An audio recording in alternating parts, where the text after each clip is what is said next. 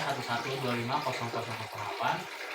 Dan hari ini saya akan mewawancarai Ibu Ika Mustikawati dari SMK 15 Jakarta. Ibu Ika Mustikawati ini adalah guru matematika dan juga wakil kepala sekolah di SMK 15 Jakarta. Oke, bisa saja kita mulai untuk pertanyaan pertama. Menurut Ibu, makna Pancasila bagi Anda secara pribadi dan dalam konteks kehidupan dan berbangsa itu kayak gimana sih? Pancasila adalah dasar negara Republik Indonesia ya.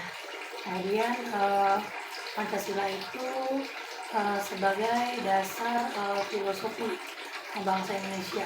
Kemudian bukan hanya sekedar aturan-aturan hukum, tetapi juga jiwa yang mengikat lebih dari ribuan mungkin ya orang dari Indonesia dan keragaman yang ada di Indonesia, misalnya keragaman suku, kemudian keragaman agama. Kemudian Pancasila itu juga sebagai sumber hukum bagi bangsa Indonesia ya, di mana kebijakan-kebijakan dalam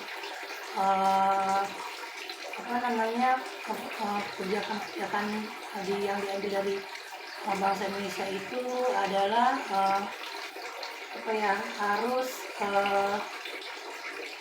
mementingkan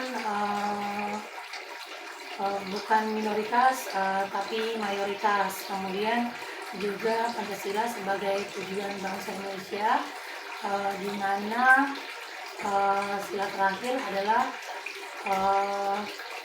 keadilan sosial bagi seluruh rakyat Indonesia, di mana bangsa Indonesia itu harus mewujudkan rakyat yang adil, kemudian rakyat yang makmur gitu. Jadi adanya pemerataan di seluruh rakyat Indonesia. Oke, lanjut ke pertanyaan selanjutnya. Menurut Ibu, penting nggak sih pendidikan Pancasila diterapin di masa kini, terutama buat generasi muda?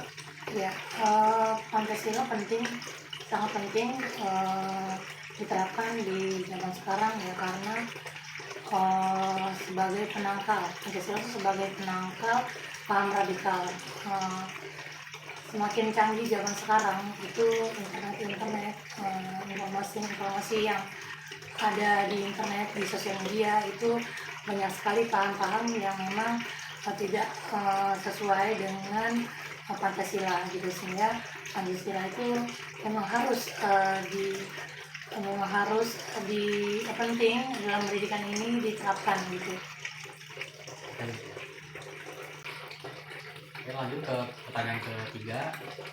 Dalam menjalani tugas atau kepemimpinan Ibu tuh gimana sih cara nerapin Pancasila dalam pengambilan keputusan gitu? Ya, untuk pengambilan keputusan yang akan diambil dari saya, terutama wakil ke kepala sekolah, yaitu keputusan itu apakah yang kita ambil itu benar atau tidak secara etika, apakah melanggar nilai-nilai keagamaan atau tidak gitu ya. Kemudian keputusan itu juga harus menjamin martabat atau hak seluruh keluarga yang ada di sekolah gitu. Jadi memang harus sesuai dengan nilai-nilai Pancasila gitu. Dan harus sesuai dengan kepentingan bersama, bukan kepentingan individu. Lanjut ke pertanyaan yang keempat, yaitu apa ada nggak sih kebijakan, program atau kegiatan di lingkungan sekolah yang secara langsung mencerminkan penerapan nilai-nilai Pancasila?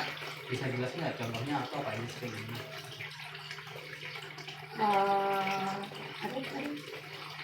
Apakah ada kebijakan, program atau kegiatan di lingkungan? Oh ya, kebijakan program ya. Iya. Program kegiatan yang ada di sekolah itu diantaranya ya kegiatan kerja bakti gitu ya, kemudian tanggap bencana gitu. Itu kemudian adanya proyek-proyek kemanusiaan gitu yang terutama itu merupakan program yang dilakukan oleh siswa-siswa di sekolah. Masih ada pertanyaan lagi. Sekarang ada pertanyaan yang kelima. Yang kelima ini, bagaimana sih cara ibu menanamkan nilai-nilai gotong royong, toleransi, dan keadilan sosial dalam kehidupan bermasyarakat atau di sekolah gitu? Oh iya, tadi mungkin berhubungan sama pertanyaan sebelumnya ya, bahwa menanamkan nilai-nilai gotong royong di sekolah itu banyak sekali yang sudah kita laksanakan gitu ya. Cuma tadi yang sudah saya sebutkan, kerja bakti, bahwa seluruh anak saling membantu untuk membersihkan sekolah gitu. Kemudian jadi kegiatan-kegiatan terutama ekstrakurikuler itu juga ada program-program yang namanya program berbagi untuk anak yatim, untuk korban bencana dan sebagainya gitu, sehingga anak-anak di sekolah itu ditanamkan nilai-nilai Pancasila. Oke, pertanyaan terakhir, apa sih harapan ibu terhadap generasi muda sekarang dalam menjaga semangat Pancasila di masa depan?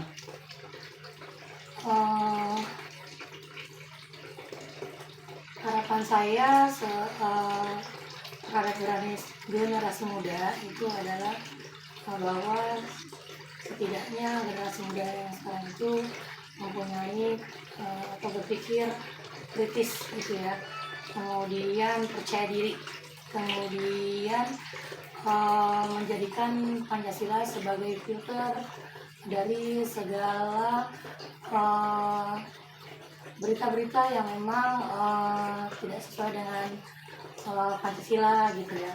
Kemudian mempunyai jiwa sosial yang tinggi gitu ya, terutama yang sesuai dengan keadilan sosial gitu ya. Kemudian tidak hanya menuntut haknya saja, tapi harus juga melakukan kewajibannya sebagai warga negara yang baik gitu ya, sehingga dalam kehidupan ini mereka tuh bisa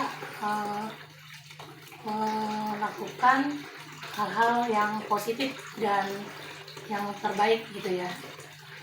Kemudian mengambil keputusan juga termasuk itu harus mengambil keputusan yang positif, bukan mengambil keputusan yang negatif gitu, sehingga saya berharap mereka dapat beradaptasi untuk kemajuan teknologi juga ya, disiplin di masyarakat. Baik, mungkin itu saja ya dari ibu ya. Mungkin itu saja buat wawancara kali ini. Terima kasih buat waktunya Ibu Rizkawati. Saya pamit undur diri. Assalamualaikum warahmatullahi wabarakatuh. Waalaikumsalam warahmatullahi wabarakatuh.